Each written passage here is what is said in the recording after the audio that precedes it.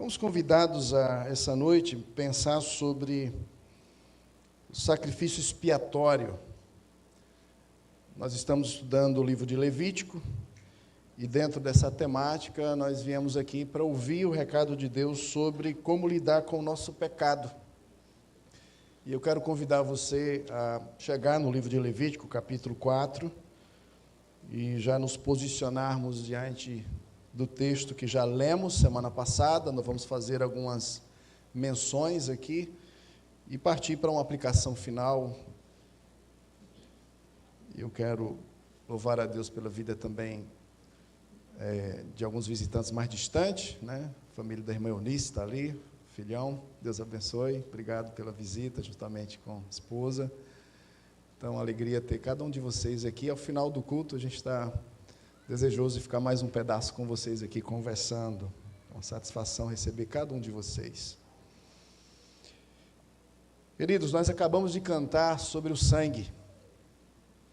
Lembre-se que o sangue que nos salvou, ele se cumpriu de modo categórico e final quando Jesus se deu por holocausto, por inteiro naquela cruz. Lembra que estudamos uma das ofertas, a oferta de holocausto, a primeira no capítulo 1.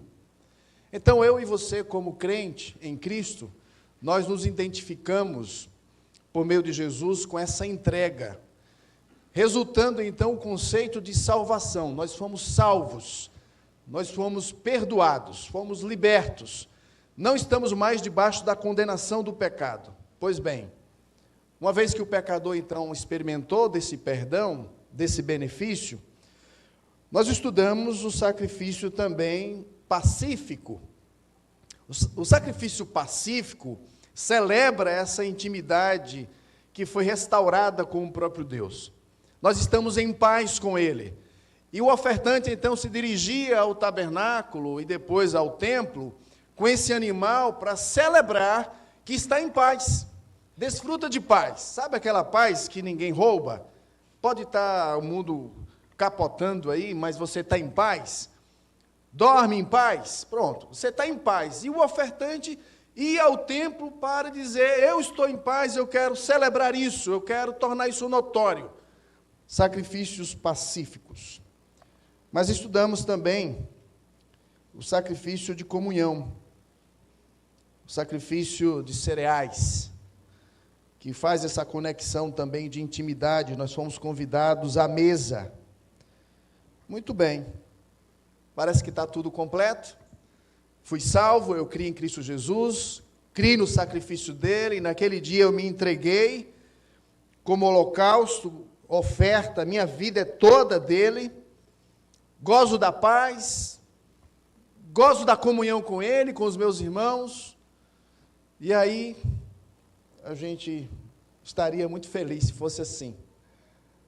Nós estamos aqui ainda, todo dia nos sujamos, ainda estamos vivendo num mundo caído, pecaminoso. Quando acordamos, os nossos sentimentos ainda devagam para direções que não deveriam. Quando eu levanto os meus olhos, pode fitar algo que não deveria. As minhas mãos, o meu corpo, o meu coração em desejo, e eu em contato com esse mundo e com pessoas também pecaminosas, nós nos sujamos, pecamos, ofendemos a Deus. E alguns desses pecados, eles não são intencionais. Nós não estamos conectados, apercebidos. Muitos deles nem sabemos que ofendemos a Deus. Meus irmãos, Deus é gracioso. E Ele estabeleceu um sacrifício, aqui no capítulo 4, que é justamente para dizer que mesmo os pecados de ignorância, que você não teve intenção de cometer, tem remédio para ele, tem perdão para ele. Isso não é bom, não? Aleluia? Glória a Deus? Acho que merece, de vez em quando, né? Assim, um amém? Deixa eu repetir para vocês. Irmãos, a gente caminhando nesse mundo sujo, lidando com as confusão da vida, de vez em quando, ou quase sempre, nós pecamos feio. E nem sempre estamos conscientes que pecamos. Mas para este pecado tem provisão e tem perdão. Amém? Amém. O que precisa acontecer para isso ser recebido, para isso ser apropriado? Como lidar com o pecado, e com o pecado que eu nem tive consciência, eu não tive a intenção, eu não premeditei, eu não fui intencional, mas infelizmente, puxa vida, eu fiz, falei, pensei, agi, zangado eu estou, revoltado, eu não deveria fazer isso, eu não deveria pecar contra Deus. Lembre-se, aqui o capítulo 4 e 5 é pecado contra Deus, pecados de ignorância contra Deus. O texto está claramente aí destacado. Veja aí capítulo 4, fala aos filhos de Israel dizendo: quando alguém pecar por ignorância contra qualquer dos mandamentos do Senhor, por fazer contra algum deles o que não deve fazer, pecados contra Deus. E aí o que é que acontece? Nós temos algumas classificações aqui. Nós temos dos versos 3 a 12, nós temos a classificação, uma classe aqui que são sacerdotes. Dos versos 13 até o verso 21, nós temos toda a comunidade pecou. E nós temos os preceitos e a orientação que deveria ser feito. Depois nós temos, de modo específico, os líderes pecam. E aí o verso 22 diz: quando um príncipe pecar e por ignorância fizer alguma dessas coisas que o Senhor, seu Deus, ordenou se não fizesse, se tornar culpado, ou se o pecado que ele caiu lhe for notificado, ele não sabia, ei cara, você pecou, você errou, terá, ou seja, trará por sua oferta um bode sem defeito. E dos versos 27 a 35, a quarta classe, qualquer pessoa, alguém comum. Se qualquer pessoa do povo da terra pecar por ignorância, por fazer alguma das coisas que o Senhor ordenou, se não fizessem, se tornará culpada. Note, mesmo que não soubesse, mesmo que foi por ignorância, mesmo que não premeditou, ainda é culpada. E ela vai ser notificada, alguém vai avisar, e quando alguém o repreender e apontar, olha, isso aqui foi errado, então ele deveria conduzir uma oferta sacrificial pelo pecado que cometeu, verso 28. Então, queridos, nós temos aqui Deus pensando no seu povo, na realidade do seu povo. Deus quer não apenas tirar o povo do Egito, da libertação, da opressão política. Nosso problema não é o governo, nosso problema não são as estruturas da sociedade. O nosso problema é mais profundo ainda, está dentro do ser humano. O homem peca porque é pecador, ou é pecador porque peca? E aí? O nosso problema é essencial, nós somos pecadores. Nossa natureza é caída, por isso que nós pecamos. E é interessante, irmãos, que nessas realizações aqui, de sacrifícios envolvendo tanto o sacerdote, o homem de Deus, aquele que deveria fazer a mediação, como um pecado que foi da comunidade por inteiro, ou seja, de líderes, ou seja, de alguém comum, Deus está provisionando uma maneira de solução. Está provisionando que tem solução, que tem perdão. E é interessante, irmãos, como o tema do perdão, ele é avultado aqui. Infelizmente, o pecado existe, estragamos a vida dos outros, a nossa, ofendemos a Deus, que é o mais sério, tem consequências drásticas, mas a gente encontra o perdão. No capítulo 5, nós lemos semana passada, e dos versos 7 a 13, primeiro, dos versos 1 a 6, nós temos umas ofertas que são obrigatórias, chamada de ofertas compulsórias. Então, em primeiro lugar, se alguém fosse omisso no testemunho, viu algo errado e não falou, é culpado. Ele era obrigado a fazer, então, o sacrifício. Alguém contaminado cerimonialmente também, e também alguém que fez votos precipitados. Cada um desses temas aqui daria para a gente aprofundar bastante, fica o desafio para você estudar e ver as implicações para a sua vida, né? Aqui é o pecado por omissão. Você viu e não falou. Você viu, concordou. Entende? Pecados por comissão e pecados por omissão. Mas tem remédio, tem perdão. E aí, dos versos 7 a 13, nós temos algo muito interessante que vale a pena ler. Capítulo 5, verso 7 a 13. Se suas posses não lhe permitirem trazer uma cordeira, trará o Senhor como oferta pela culpa, pelo pecado que cometeu, e ele vai colocar, irmãos, coisas simples, baratas, fáceis.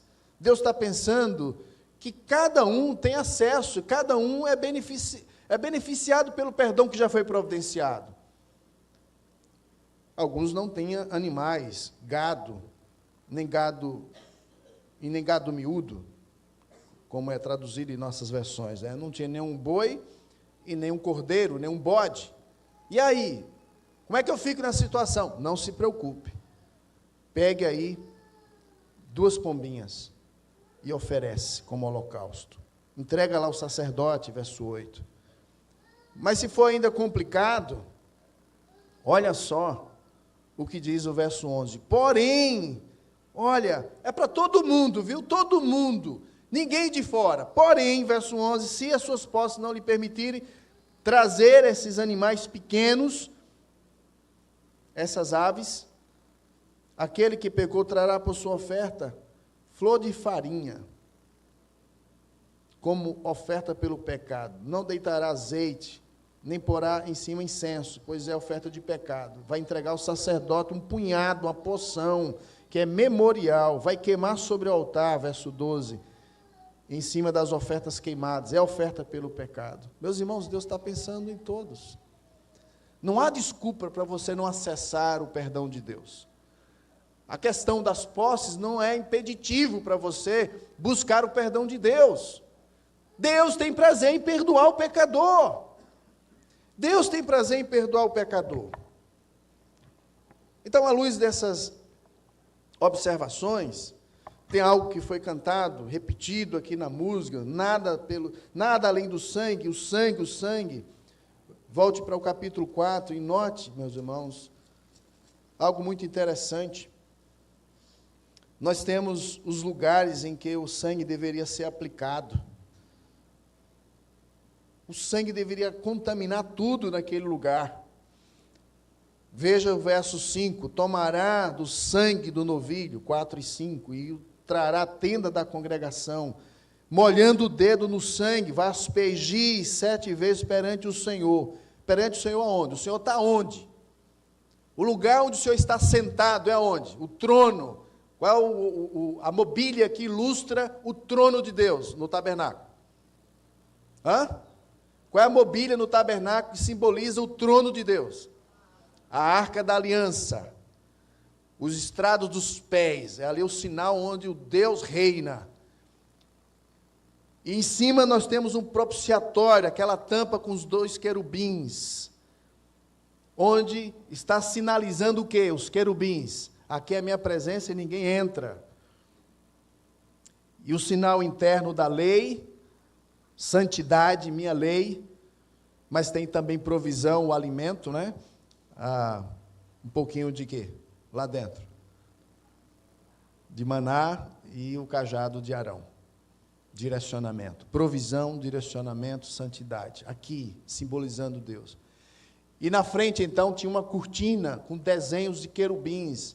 Então, era diante dessa cortina que ele aspergia o sangue 7 vezes.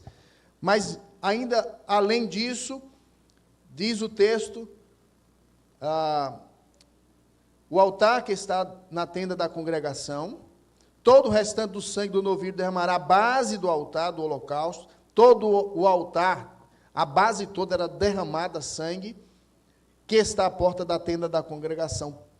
Então veja essa ideia do sangue espalhado, derramado, em outros textos mais à frente, né, vai falar que não só nas pontas do altar, do incenso, não só na base, não só diante do véu, não só nas pontas do altar do holocausto, mas ao redor do altar, sobre o altar, sobre a parede do altar, no santuário, sangue para tudo que é lado. O que é isso?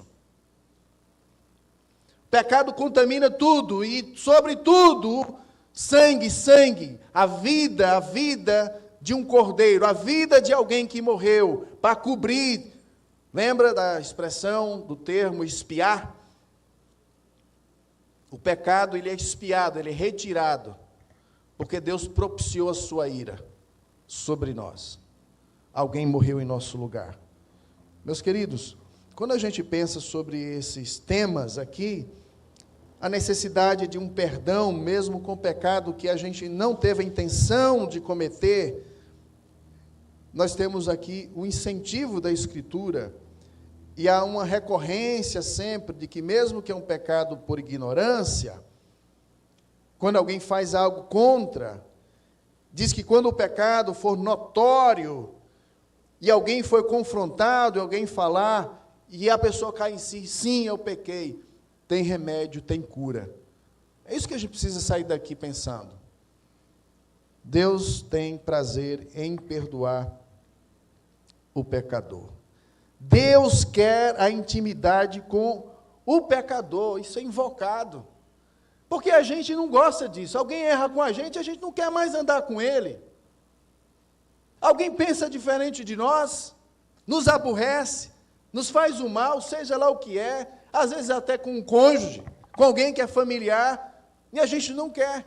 Mas Deus quer. Deus olha e sempre tem algo que é divino, não é do homem, não pode ser do homem. O homem não pode fazer essas coisas porque ele não quer, é contra a sua natureza. Mas Deus quer a comunhão com o homem pecador. Deus quer a comunhão com você, meu irmão. E o pecado não pode impedir que essa comunhão seja desfrutada. Lembre, você já foi salvo, viu? Holocausto. Você já está em paz com Deus. Sacrifícios pacíficos. Você já desfruta de comunhão. Sacrifícios o quê? Sacrifícios o quê? Nós estudamos, de cereais, né? Oferta de comunhão. Mas ainda precisamos de um sacrifício para cobrir os pecados que cometemos, mesmo aqueles que a gente não teve a intenção de praticar. Por quê? Porque Deus quer ter comunhão conosco. As ofertas expiatórias, meus irmãos, é o meio apropriado de buscar o perdão de Deus. O ponto culminante da graça de Deus na vida da nação de Israel vai acontecer no capítulo 16, o dia da expiação. E tem algo bem diferente lá, que nós vamos chegar lá, se Deus quiser, o dia da expiação, onde os pecados do ano todo eram expiados e despachados para o deserto, removidos da vista do povo. O retorno do sumo sacerdote, do Santo dos Santos, significava, né, uma vez por ano, o sumo sacerdote entrava lá no trono, diante do trono. E o sacerdote, quando voltava, que ele não foi fulminado, é porque Deus perdoou por mais um ano e limpou todos os pecados cometidos, toda a sujeira ali no santuário, foi limpo, foi perdoado, e agora eles poderiam mais um ano em paz. Eu quero caminhar para o final fazendo algumas implicações, meus irmãos, sobre como que Deus deseja que você e eu lidemos com o pecado. Está claro no texto, enfatizamos um pouco semana passada. Primeiro, o reconhecimento do pecado. A primeira divisão destaca que a oferta da culpa requer reconhecimento. Ora, se você não reconheceu, você não vai ofertar. Como é que você vai buscar o perdão, a reconciliação com Deus, se você não admite que peca? Se está tudo bem, muito obrigado. Sem um reconhecimento do pecado, não há como buscar o perdão. Então, o cidadão israelense, mesmo que pecou de modo ignorante, ele não sabia que ofendeu a Deus, mas ele era de alguma forma notificado. Como é que você é notificado do seu pecado, irmãos? Nós não estamos cientes de tudo. Falei semana passada aqui, nós temos os nossos pontos cegos. Você não consegue olhar a sua própria nuca. As pessoas ao seu derredor estão vendo, ouvindo o que você fala, como você fala. Estão assistindo o seu comportamento, estão vendo os seus frutos.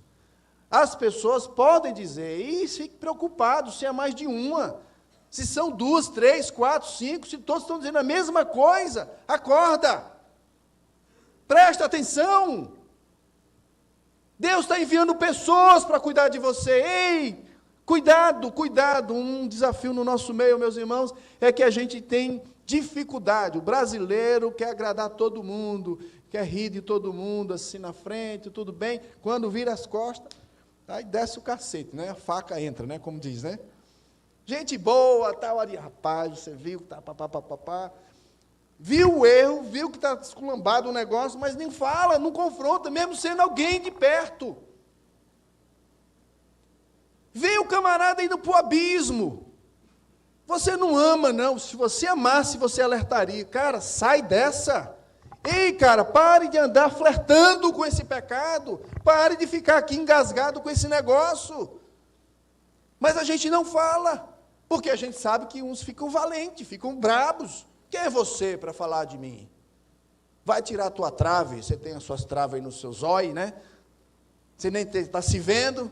Vai se limpar para você poder falar para mim primeiro? Não é assim? Como é a lida conjugal? Como é que você escuta as críticas, os erros que o seu cônjuge diz de você? Relação pais e filhos, como é que a gente respeita aquilo que está sendo dito? Mesmo sendo pais, os pais erram também. Os filhos podem ajudar os pais a serem pais melhores. Meus irmãos, como lidar com o pecado, se mesmo por ignorância eu fiz algo que não deveria, mas Deus cerca você de pessoas que estão te ajudando, estão te aconselhando, e alguns com coragem diz, meu amigo, isso está errado. Pelo amor de Deus, mude esse negócio, corrija. Mas você não aceita. Se você não aceita, não tem condição de você caminhar num processo de perdão e de mudança, de transformação. Em Levítico 4, o pecador traz a oferta após perceber a sua transgressão. E após ele perceber a sua transgressão, ele caminha um processo humilhante. Ele tem o seu animal, que ele cuidou com tanto carinho, faz parte ali como se fosse da sua família. Imagine aquela cultura, no deserto, todas as famílias tinham o seu chiqueiro ali, como a gente diz aqui, né? O seu mini curral. A gente fala chiqueiro mesmo, chiqueiro de bode. Cresci lá nas Caraíbas, vou lá no chiqueiro, né? Separar os bodes, tirar lá uns leitinhos. Aquele cheiro gostoso, leite de cabra, do cuscuz. Eita. É. Marca a gente. É lá, aquele cheiro. E aí você pega aquele animalzinho que você cuidou tanto. Eu pequei, alguém tem que morrer, vou levar esse bode aqui de estimação, ele vai morrer em meu lugar, e você faz todo o processo humilhante de sair com esse animal apegado a ele.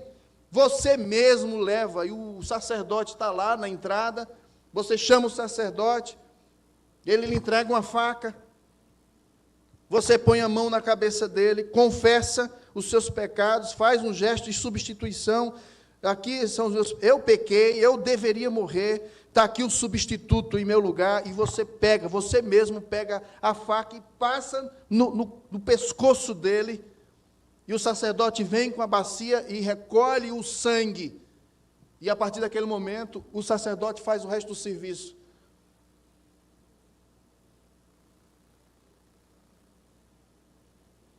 Humilhação, coração quebrantado, arrependido diante de Deus. Meus irmãos, o grande desafio nosso é esse trem aqui de reconhecer. O ambiente que nós estamos, as pessoas a quem nós somos achegados, a gente tem dificuldade de se libertar dos pecados, porque a gente não permite as pessoas falarem dos nossos pecados. Se Se você falasse do pecado dos outros, do jeito que você fala dos seus pecados. Se você desgraçasse os pecados seus, como você desgraça os dos outros. Se você fosse justo, da mesma forma que você quer ser justo com os outros, ou com os pecados dele, com a justiça do outro. Reconhecimento do pecado, meus irmãos, é um grande desafio para todos nós. Nosso coração é orgulhoso por demais. Deus sempre é gracioso e Ele não desiste de purificar os seus filhos. E muitas vezes a gente é levado a um processo doloroso. Ali em Nova Petrolina agora, no culto, a gente estava falando sobre, às vezes, Deus tira as nossas muletas. A gente confia em muitas coisas. E alguém disse para mim no final: pastor, o senhor quis dizer que é ídolo? É ídolo. A gente pode fazer tantas coisas de ídolo. Mas Deus quer o nosso coração fiel a Ele. E quando Ele percebe que você está com o coração apegado a coisas que não a Ele, às vezes Deus dá um chute mesmo nessa muleta que você tem, arranca algo que você tem. E às vezes o processo é doloroso. Personagem conhecido nas Escrituras, Davi, ilustra isso. Alguém que pecou, um líder de Israel pecou. Quase um ano ele está lá de boa. A vida está maravilhosa. Já me livrei da encrenca. Ninguém soube que eu possuí a mulher. Ninguém soube que eu matei o cara. Que eu fui covarde. Está tudo resolvido, de boa. Feliz da vida. Aí Deus manda lá um camarada chamado Natã, profeta. Chamando o cara de camarada, né? Profeta, homem de Deus. E vai lá contar uma historinha. A gente também tem que ter habilidade, né, de confrontar, né? Às vezes dá vontade de ir logo no pescoço, né? Você quer confrontar o seu cônjuge, ou seja lá quem for, você quer logo agarrar o pescoço do camarada, né? Mas é interessante como Natã faz. Conta aquela historinha. Lembra da historinha? Um viajante chegou, tinha a casa do camarada lá que era rico, que tinha gado, que tinha tudo, e tinha o pobre do lado lá, que só tinha uma cordeirinha. A única coisa que ele tinha era a cordeirinha. E o camarada, tendo tudo, vai mandar matar a única coisa que o próximo tinha. O jeito que Natã conta a história, sobe uma indignação em Davi. Ele fica indignado, ele diz: esse homem tem que morrer. E aí o Natã diz o quê? Esse homem é você. Aí ele sapa. E depois, efeito rebote, domingo passado. Só desgraça. Ele perde os 4 filhos. Por um pecado, 4 filhos morrem. Perde o reino. Confusão lascada na vida de Davi. Mas o diferencial de Davi é que ele o quê? Ele caminha nessa humilhação. Eu quero cair nas mãos do Senhor, Ele é misericordioso. E você tem o Salmo 32, você tem o Salmo 51, você tem salmos de riqueza de confissão, para mostrar alguém liberto, alguém transformado, quando alguém, de fato, experimenta do perdão de Deus. Reconhecimento do pecado. E aí, então, nós falamos semana passada da expiação, o papel do sacrifício. O animal sacrificado serve como substituto do pecado, levando sobre si a culpa. Esse ato simbolizava a expiação do pecado perante Deus. Significava que a restauração da comunhão foi restabelecida, ou seja, a comunhão foi restabelecida. Deus é gracioso. 9 vezes aqui no capítulo 5 a frase, e ser-lhe-á perdoado, e ser-lhe-á perdoado, e ser-lhe-á perdoado, e ser-lhe-á perdoado. Confessa que você vai ser perdoado. Deus está dizendo, está gritando, ei, confessa que você vai ser perdoado. Confessa.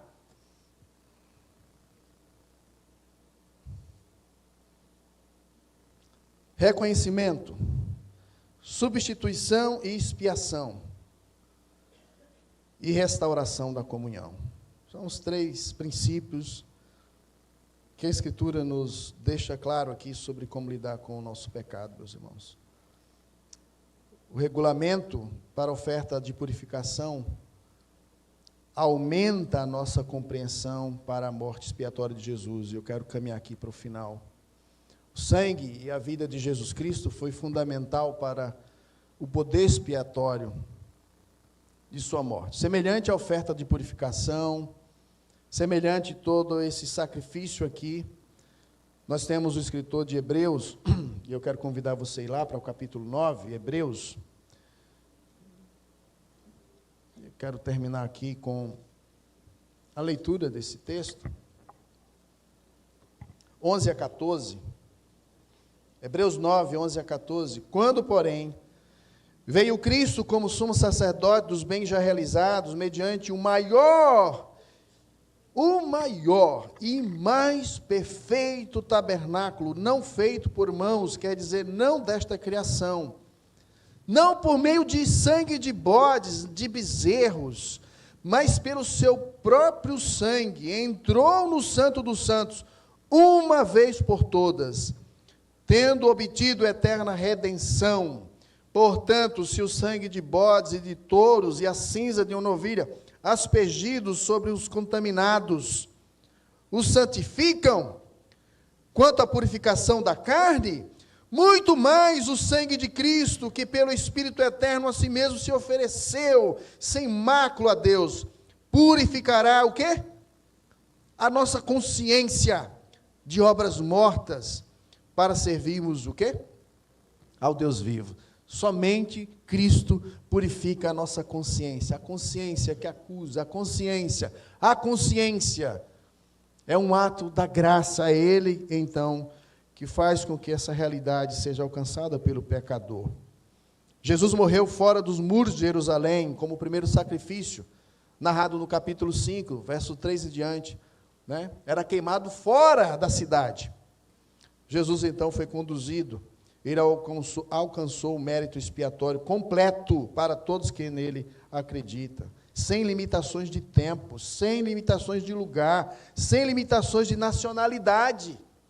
Pensa numa bênção poderosa para todos. O padrão de buscar a expiação para o pecado, irmãos, não importa quão pequeno seja, não precisa deixar o crente em desespero. O Novo Testamento ensina que o sangue de Cristo purifica continuamente de todo o pecado. Já foi citado aqui, se confessar, Ele é fiel, Ele vai perdoar.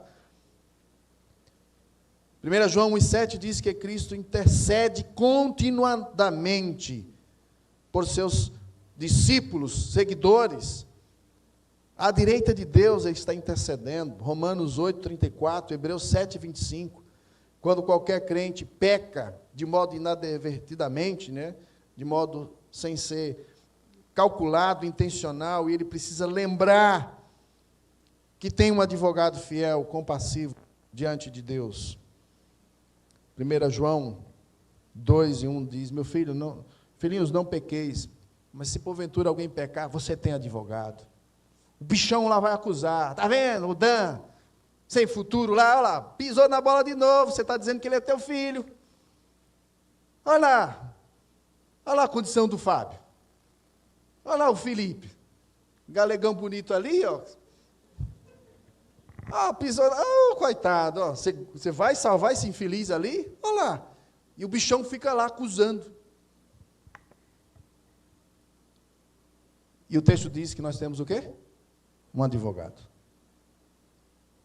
O bichão fica lá acusando diante de Deus. Olha lá os trastes que você salvou.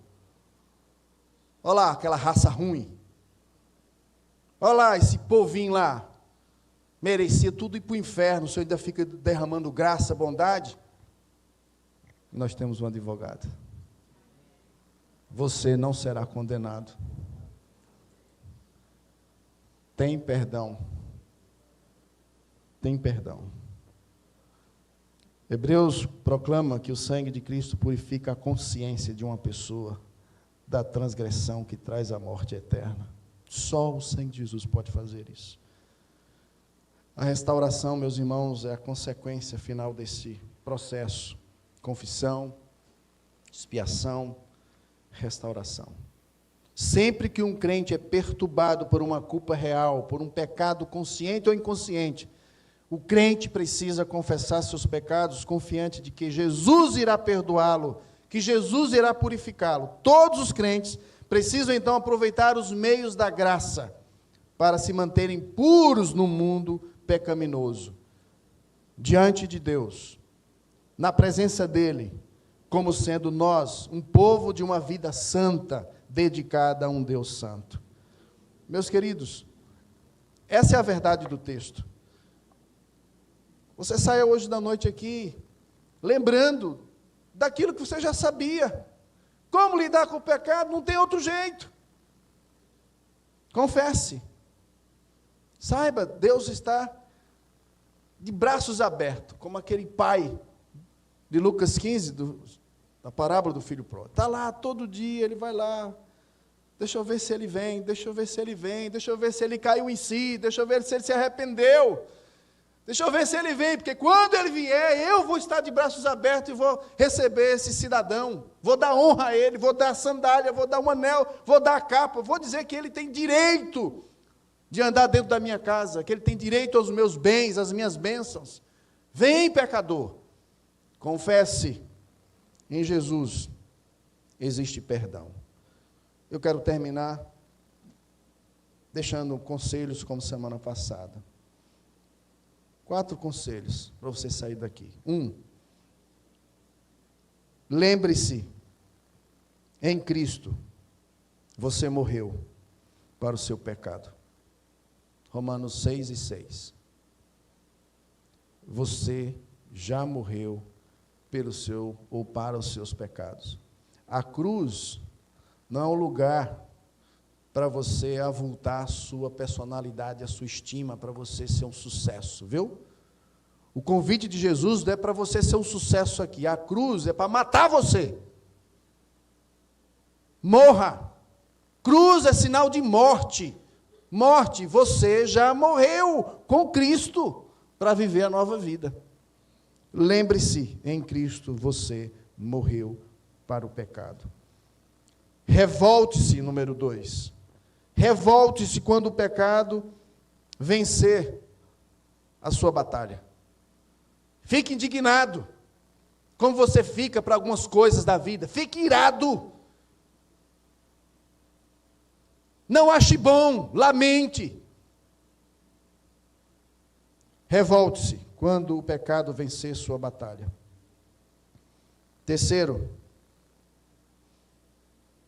não se permita flertar com o pecado. Você já sabe o que é pecado. Não olhe. Não enamore. Meus irmãos, a cada vez que a gente vai crescendo na fé cristã, pecadinhos deveriam deixar de ser praticados. Esses pecados deveriam ser acidentes, acidentais. É isso que o texto diz. Não flerte com o pecado.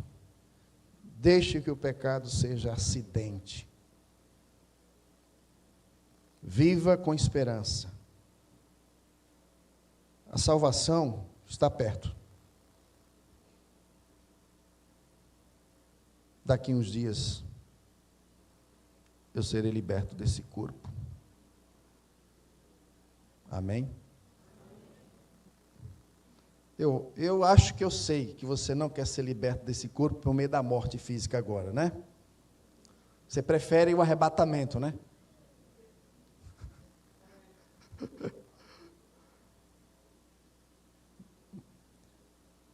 Não importa se Jesus vai demorar 1000 ou 2000 anos, você tem poucos anos para estar diante dele. Você só tem uma vida. Você não precisa viver mais 100 anos, nem 200, para você vê-lo, para você estar livre desse corpo caído. Daqui uns dias, você pode ser promovido. E aí a morte não vai perguntar para você se você quer ir não, viu? Prepare-se. E anseie estar diante daquele justo, que vai olhar para você e vai lhe aceitar, porque ele vê Jesus em você. Vem, filho amado. E você está livre dessa cadeia de pecado que esse corpo frágil, fraco, ainda nos limita. Por fim, eu quero dizer que Deus é disposto, não esquece, Deus é disposto em cancelar os seus débitos hoje e sempre. Deus é disposto em cancelar os seus débitos. Corra para Ele, peça misericórdia e graça. Amém? Baixe sua cabeça. Ore, avalie o que você ouviu. É o tempo que o Ministério de Louvor vem aqui para cantar a última canção. E nós vamos orar terminando esse culto. Se você está aqui e não é crente, hoje é o dia de você fazer isso. Olha, Deus está aqui. A mesa dramatizou o pão e o cálice. Jesus morreu para pagar os seus pecados. Hoje é dia de perdão também. A ceia anuncia que tem perdão. A pregação acabou de dizer, texto de Levítico 4, tem perdão para os pecados que você não tem consciência, você pecou por ignorância, sem intenção, tem perdão. Para você, que já está na caminhada cristã, mas você que ainda não ofereceu a sua vida em holocausto, total, inteira para Deus, você também tem a oportunidade hoje de fazê-lo. Creia em Jesus Cristo. Não tem outro remédio, não tem outro sacrifício. Não tem sacrifício nenhum. Você pode andar de joelhos, sangrar, você pode fazer tantas orações, rezas, leituras, bondades, obras de caridade, você pode tentar ser o melhor santo deste mundo, você pode vir aqui e oferecer a sua própria vida com sua bondade máxima possível. Olha, Deus não aceita, Ele só aceita o sacrifício do Filho dEle. Creia em Jesus Cristo, saia daqui crendo nele. Deus abençoe a Tua palavra aos nossos corações. Só podemos dizer obrigado, porque o Senhor é disposto para nos perdoar. E nos perdoa de fato. Nós cremos, Jesus, nós temos fé que o Senhor de fato nos perdoa, cancela as nossas dívidas, tira a nossa culpa, que o Senhor, Deus, nos torna justos, não porque somos, mas que o Senhor nos torna, nos declara, o Senhor tem poder de nos declarar, por causa de Jesus, você é meu, você vai viver para mim. Que nessa noite, ó Deus, o Senhor salve pessoas aqui, e manifeste a Tua salvação, vidas consagradas diante do Teu altar. Abençoe nossa semana, nossas vidas, nossas lutas, nossas labutas. Nos dá, Senhor, intimidade contigo. O perdão é para ter comunhão contigo. Que o pecado não atrapalhe. Todo e qualquer pecado seja confessado diante de Ti. Possamos recorrer, ó Deus, a essa providência que o Senhor já estabeleceu para nós. Obrigado, Senhor, obrigado. Nós oramos em nome de Jesus. Amém.